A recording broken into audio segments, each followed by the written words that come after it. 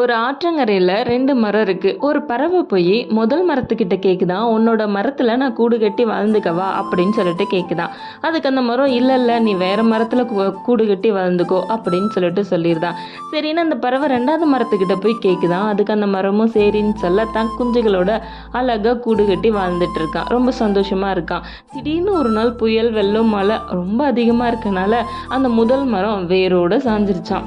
அப்போ அந்த பறவை போய் அந்த மரத்துக்கிட்ட கேட்குதான், எனக்கு நீ இடம் கொடுக்க மாட்டேன்னு சொன்னியே, இப்போ நிலைமைய பார்த்தியா அப்படின்னு சொல்லிட்டு அந்த பறவை கேட்குதான். அதுக்கு அந்த மரம் சொல்லிச்சான், என்னோட நிலைமை என்னங்கிறது எனக்கு முன்னாடியே தெரியும். ஒரு மழை அடித்தா கூட நான் தாங்க மாட்டேன். அதனால தான் நான் உன்னை வேண்டான்னு சொன்னேன். இப்போ நீ சந்தோஷமாக இருக்கல்ல, அதுவே எனக்கு போதும் அப்படின்னு சொல்லிட்டு அந்த மரம் சொன்னிச்சாம்மா.